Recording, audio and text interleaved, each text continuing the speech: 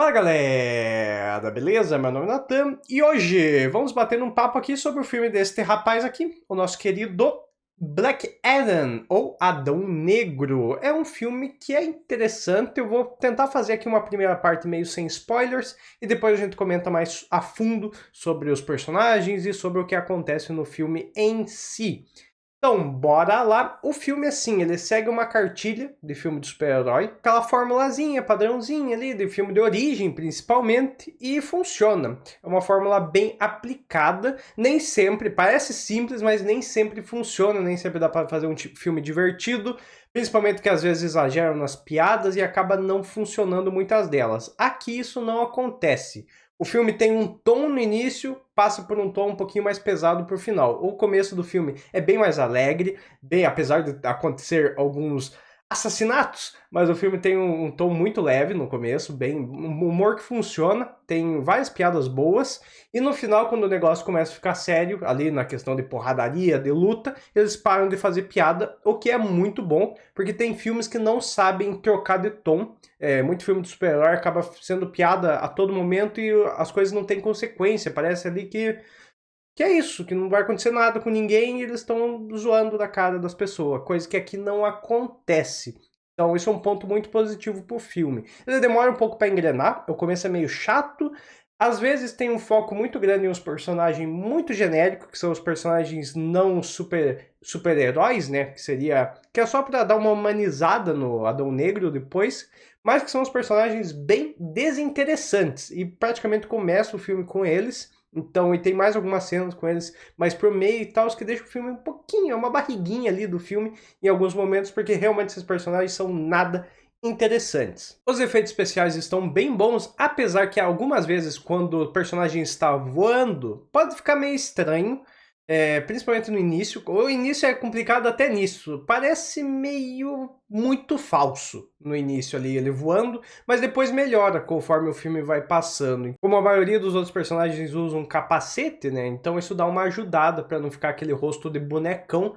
Coisa que com o The Rock às vezes pode acontecer. Eles tentam evitar isso ao máximo, mas tem horas que fica meio estranho, principalmente quando tiram os músculos dele digitalmente, porque realmente fica meio estranho. Então, dito isso, vamos começar com os spoilers. O filme começa explicando a história do Adão Negro lá em Kahndaq, como é que surgiu, como é que os magos escolheram ele, né? Volta o mesmo mago lá que deu os poderes pro Shazam e tal, são todos eles ali, dão o poder para o Teth Adam, que depois a gente descobre que não foi para ele, né? Foi pro filho dele, que isso é uma revelação mais pro final. Mas também, assim, de buenas, é só para dar uma profundidade a mais no personagem, para dar aquela enganadinha de leves no início, pra ter tipo um plot twist, mas não é nada de muito impressionante, é uma coisa até previsível, principalmente para quem conhece a história do Adão Negro nos quadrinhos, que não é exatamente essa. Pelo menos que eu me lembro, ele pega os poderes matando o sobrinho. Aí tem a van do Scooby-Doo, dirigida pelo Cauê Moura, que essa é a parte chata, porque o filme começa mal. Na verdade, o início é ok, demonstrando o passado dele lá em Kahndaq, de boas ali, você consegue entender. Apresenta o Eternium lá, que assim, é meio ignorado no filme, porque ele até começa com uma importância, porque ele parece meio uma kriptonita do Adão Negro, isso é mostrado logo no início. E depois, assim, cagam por minério. Não serve mais pra nada. É apresentado ali só por apresentar mesmo. Depois simplesmente ignoram esse poder de Kryptonita em cima do Adão Negro, né? Que consegue cortar ele. Porque nesse filme aqui nenhum personagem é nerfado. Todos eles estão com o poder lá em cima. Esse homem aqui é um absurdo de forte. Então não usaram essa Kryptonita dele pra nada. Não. Só um tirinho que cortou a barriga dele que ele resolve assim como se não fosse nada, como se fosse um arranhão. Ali no começo, fez eu pensar que o filme poderia ser bem ruinzinho, porque essa parte é muito chata. Apresenta lá o Adão, o passado dele, daí corta pro presente com esses humanos desinteressantes, que é o Cauê Moura dirigindo a voz do Scooby-Doo, com mais dois rapazes lá, um morre logo no início e o outro é apresentado como vilão. Mas esse é um problema que muitos filmes de origem têm e que é difícil de contornar, que é a origem do personagem em si, porque todo mundo quer ver ele já lutando, ele já fazendo as coisas, ele interagindo com outros personagens, mas ele precisa ser apresentado. E no caso do Adão, ele estava preso numa tumba por tudo que ele fez lá no passado e tal. Então essa parte é necessária. É como um tutorial chato em um jogo. Você tem que passar por ali porque é obrigatório, basicamente. porque senão, mesmo para quem já conhece o personagem, já ia entender mais ou menos como funciona, mas precisa apresentar para um novo público, ou para quem tá jogando pela primeira vez, então o tutorial é importante, e essa parte do filme funciona como isso, como um tutorial chato, e com uma porrada de diálogo expositivo, assim, num nível absurdo. Essa parte é bem rushada, o filme sabe que essa parte é ruim, ele quer sair logo dela, então começa a jogar tudo de uma vez. Vai jogando diálogo um atrás do outro, expondo tudo que o filme quer dizer, e por aí vai. Então é uma parte realmente irritante esse início. Se você for assistir por uma segunda vez, provavelmente você vai pular essa parte. Se você for assistir depois que sair no HBO Max, né? Você pula essa parte e tá beleza, porque realmente é muito chata. Pelo menos depois que essa parte passa, melhora bastante, porque daí já resolveu, já tirou esse peso das costas que o roteiro precisava tirar, de explicar tudo, e já vai, porque aproveita para explicar tanto a Intergang, que é tipo os capanga que tem lá, já apresenta o vilão também da vez, que é o Sabaki, junto com o rapaz lá, com o neto do rei, na verdade o último descendente do rei que o Adão matou, né? Tem o diálogo mais expositivo do mundo e sem sentido, que é basicamente o Gavião Negro falando pra Amanda Waller, que explicando o nome dos heróis, sendo que a Amanda simplesmente conhece todo mundo, porque ela é foda, ela simplesmente manda no mundo dos heróis e desmanda, porque ela é a Amanda Waller, uma das personagens mais fodas da DC, e a Viola Davis, como Amanda Waller, é perfeito, casou muito bem no personagem, e é um dos meus personagens favoritos da DC, e no cinema ela aparece muito bem, apesar de aparecer pouco, mas quando aparece fodona, porque ela peita todo mundo e não tá nem aí. Aparece pouco nesse filme, mas quando aparece, ela tá batendo de frente com alguém, porque é isso que ela mais sabe fazer. Adão Negro libertado, continua com umas partezinhas mais chatas, mas aí começa um humor bem legal, que o humor dele ali funciona, o humor que o Adão faz, e a interpretação do Dwayne Johnson é a mesma de sempre.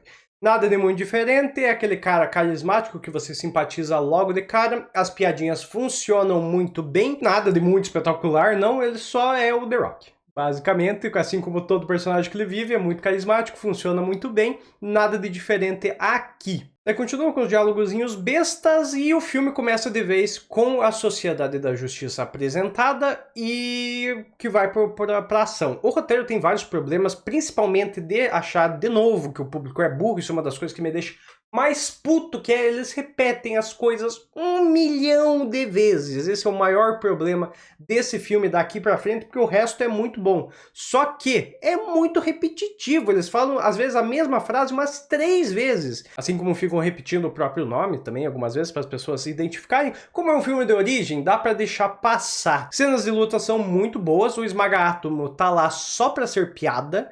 Basicamente isso, ele fica gigantão e o poder dele não serve pra nada, porque ele não bate de frente com o Adão Negro em nenhum momento, ele dá um soquinho aqui, um soquinho ali, e o resto é só piada, é literalmente o alívio cômico do filme e só isso. Mas o uniforme dele tá lindo, assim como o do Senhor Destino tá perfeito demais, o do Adão Negro, tanto do início como do final, também é uma lindeza, assim, perfeito.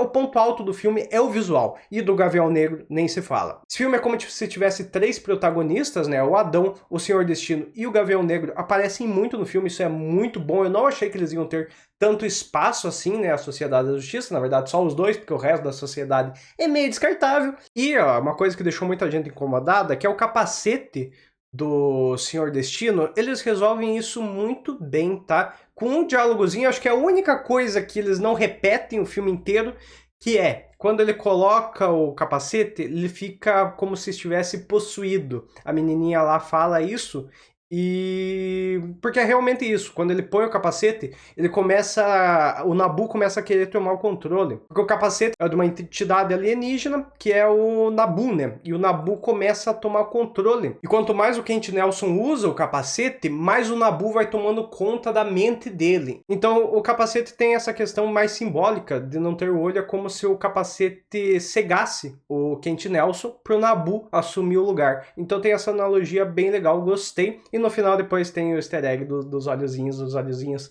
aparecem no capacete, mas gostei dessa explicação. Um diálogozinho, resolveu isso. Quem prestou atenção, percebeu, se não, vai passar batido e assim, não vai fazer grandes diferenças no filme, apesar que você nota que a personalidade dele, quando está com o capacete, é um pouco mais agressiva. Isso logo nas primeiras cenas, né, que ele aparece com o capacete e sem. Sem o capacete, ele é bem de boas ali, ele é bem tranquilão, né, mais engraçadinho. Com o capacete, ele já é bem mais agressivo, bem mais diretão. Então, essa é uma das influências do Naboo na cabeça do Kent Nelson. Por isso que ele tira o capacete também toda hora.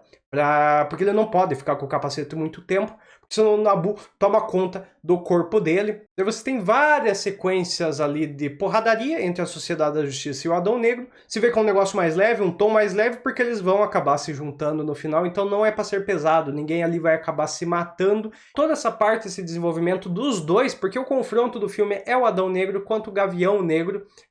O Gavião Negro com aquela coisa mais de herói não mata, aquele herói certinho, né? E o Adão Negro, foda-se pra vida, mais anti-herói mesmo, e eles ficam aí tentando um influenciar a cabeça do outro, e eles acabam no final evoluindo bastante. São os personagens que têm o melhor desenvolvimento, né? A melhor jornada dos dois de mudança, e isso funciona muito bem no filme. Uma parte que é meio assim, clichêzaça, que também passa rápido, que é eles levando o Teth Adam para a prisão lá da Amanda Waller, né? Que é só para dar uma ligada ali com o Pacificador, com os outros filmes que o Esquadrão Suicida, só para mostrar que é mais ou menos desse universo aí mesmo. Mas que passa assim, e tem o CGI, o problema do CGI do The Rock, que daí tiram os músculos dele, e ele fica cabeçona assim, meio estranho. Então, achei meio desnecessário, dava para fazer um pouco diferente essa parte. Dava pra fazer um pouco melhor, mas é realmente só para tirar ele de combate um pouco, para fazer a Sociedade da Justiça lutar sozinha contra o Sabak, que é o grande vilão do filme, né? O demonião. Ele sequestra lá, na verdade, o cara que vai invocar o demônio, né? Vai acabar vindo a ser o servo do demônio, que funciona exatamente igual o Shazam. Então ele só tira um pouquinho só do filme O Adão Negro de lado, para fazer a Sociedade da Justiça lutar junto, né? Mostrar bastante coisa do Senhor Destino. Lembra muito realmente o Doutor Estranho. Muito mesmo aquela luta do Doutor Estranho contra o Thanos, porque eles usam exatamente as mesmas estratégias, a de multiplicação e a de prender a mão do cara. Mas ainda assim é muito legal, porque funciona. Quanto mais Senhor Destino em tela, melhor. Perfeito, maravilhoso. E quanto mais Gavião Negro também. Tá lindo a armadura dele, e ele lutando é muito bom também. Apesar dele apanhar o filme inteiro, ele apanha pra todo mundo no filme, apanha pros abacas, apanha pro Adão Negro, ele só apanha, mas ainda assim é um personagem bem legal de você ver ele em tela. Não tem nenhuma referência à mitologia dele, ou seja, nenhuma referência a Thanagar. Ainda bem, porque eu acho a história uma confusão. Como eu disse, o filme todo é clichêzinho, né? Segue aquela formulazinha, você tem o vilão, que é tipo o anti-herói, né? Que é o Adão Negro ali, aprende que ele não deve matar sempre ali, que ele tem que ter mais um pouco de respeito pela vida, confronta os heróis, depois se junta aos heróis, dele é tirado de jogo para os heróis verem que eles precisam dele para criar mais uma interação, porque eles ainda vão meio na dúvida ali, será que ele é vilão, será que ele é herói? Agora a gente sabe que ele é herói e tal, vamos chamar ele para ajudar a gente e para continuar essa historinha e tal. Daí tem a luta final do Senhor Destino contra o Sabak. O Senhor Destino acaba se sacrificando, né, para conseguirem vencer ali o Sabak, o que é mais parecido ainda com o Doutor Estranho, porque o Doutor Estranho vê as possibilidades lá, antes do Thanos chegar também, o Senhor Destino vê o futuro também, muito parecido, são dois espelhamentos, não sei se proposital ou não, imagino que seja proposital sim, e são dois personagens incríveis, dois atores incríveis que funcionam muito bem. Daí depois o Gavião Negro ainda usa um pouco do capacete do Naboo para fazer mais umas ilusões ali, para daí no final o Adão Negro conseguir concentrar o seu poder, porque ele já tinha tentado fazer isso 2 vezes e acabou matando todo mundo sem querer, né? Porque ele não estava conseguindo segurar o poder dele, e ali ele consegue focar para derrotar o Sabak. E assim o filme termina bem bom, tá? Funciona, clichêzinho, padrãozinho do super-herói, delicioso de assistir. Começo meio maçante, meio chato, mas do meio pro fim o filme melhora muito. Várias cenas de ação muito boa, a dinâmica em grupo fantástica entre os 3 protagonistas ali, funciona muito bem. Tirando essa parte do início que eu achei muito ruim, ainda tem mais uma coisa ruim envolvendo os humanos comuns ali, né? Que é a parte que os mortos-vivos começam a surgir do chão e eles começam a dar cacete neles com uns pedaços de pau aleatório.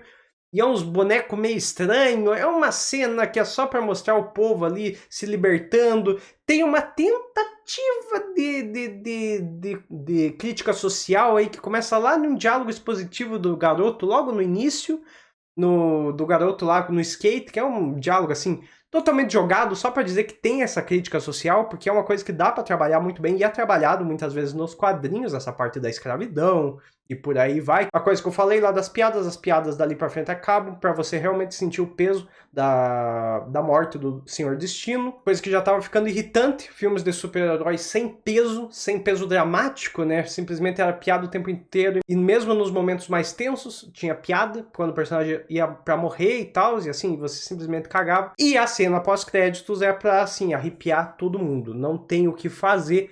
É pra mim, uma das melhores cenas pós-créditos da história do cinema, não quero nem saber, eu acho ela incrível. Pra mim, a cena pós-créditos é nota 10. Tem a fodona da Amanda Waller, simplesmente peitando o Adão Negro, ela já faz isso com o Gavião Negro no começo do filme, e aqui ela tá cagando, o Adão Negro mostrou ser imbatível, né, praticamente, né, já colocaram a kryptonita dele pra mostrar que dá pra derrotar ele ali com o Eternium, mas a Amanda Waller não quer nem saber, ameaça o Adão Negro na cara de pau mesmo. O Adão Negro fala, não tem ninguém nesse planeta que pode me deter. A Amanda Waller diz assim, então digamos que a gente tem este homem aqui. É a volta do Superman, do Henry Cavill.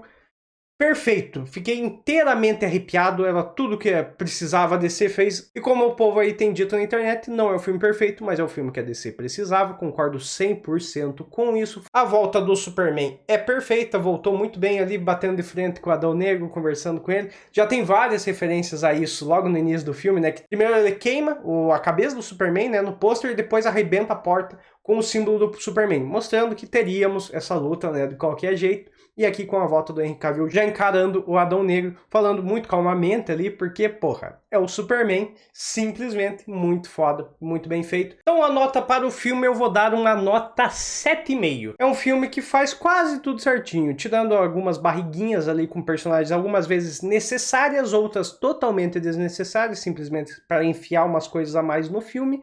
Então por isso uma nota 7,5. Se algumas cenas fossem retiradas, como por exemplo a da luta contra os demônios lá, eu acho que o filme podia subir para um 8, 8,5 até, porque realmente a cena inicial, que é chata lá, mas ela é meio inevitável para filme de origem, né? Então é complicado. Mostra um bom caminho para DC, espero que a DC siga nesse caminho, porque eu sou completamente apaixonado. Não tenho nada aqui, porque nunca tem colecionável para você comprar. Agora eu vou completar a minha Sociedade da Justiça com o Adão Negro, o Gavião Negro, o Senhor Destino, o Esmaga-Átomo, e é isso. Porque se vocês não viram eu falando de uma personagem aqui, porque assim como no filme, ela não serve para nada.